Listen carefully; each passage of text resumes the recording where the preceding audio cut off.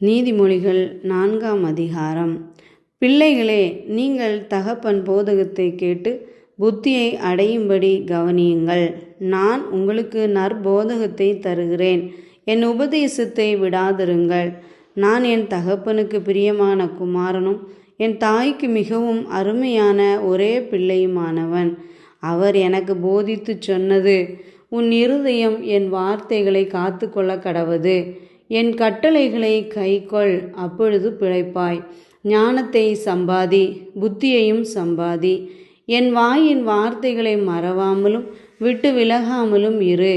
அதை விடாதே, அது உன்னை தற்காக்கும்.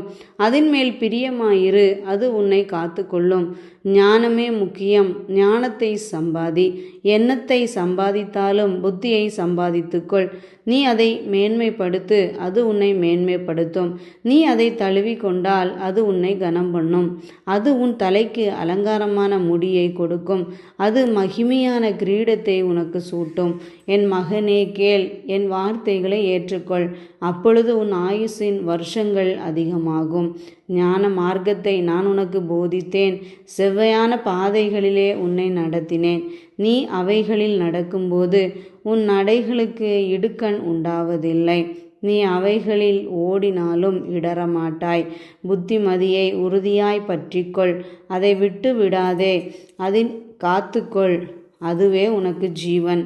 துன்மார்க்கருடைய பாதையில் பிரவேசியாதே, தீயோருடைய வழியில் நடவாதே. அதை வெறுத்து விடு, அதன் வழியாய் போகாதே. அதை விட்டு விலகி கடந்து போ. பொல்லாப்பு செய்தால் ஒழிய அவர்களுக்கு நித்திரை வராது. அவர்கள் யாரையாகிலும் விழப்பண்ணாதிருந்தால் அவர்கள் தூக்கம் கலைந்து போம்.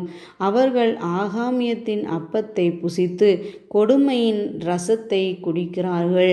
நீதிமான்களுடைய பாதை நடுப்பகல் வரைக்கும் அதிகமாய் பிரகாசிக்கிற சூரிய பிரகாசம் போல் இருக்கும். துன்மார்க்கருடைய பாதையோ காரிருளை போல் இருக்கும். தாங்கள் இடறுவது இன்னதில் என்று அறியார்கள். என் மகனே, என் வார்த்தைகளை கவனி, என் வசனங்களுக்கு உன் செவியை சாய்.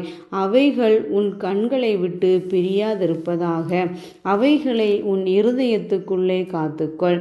அவைகளை கண்டுபிடிக்கிறவர்களுக்கு அவைகள் ஜீவனும் அவர்கள் உடலுக்கெல்லாம் ஆரோக்கியமுமாம். எல்லா காவலோடும் உன் இருதயத்தை காத்துக்கொள், அதனிடத்தினின்று ஜீவ ஊற்று புறப்படும். வாயின் தாறுமாறுகளை உன்னை விட்டு அகற்றி உதடுகளின் மாறுபாட்டை உனக்கு தூரப்படுத்து. உன் கண்கள் நேராய் நோக்க கடவது, உன் கண் இமைகள் உனக்கு முன்னே செவ்வையாய் பார்க்க கடவது. உன் கால் நடையை சீர்தூக்கிப்பார், உன் வழிகளெல்லாம் நிலைவரப்பட்டிருப்பதாக. வலதுபுறமாவது இடதுபுறமாவது சாயாதே. உன் காலை தீமைக்கு விலக்குவாயாக.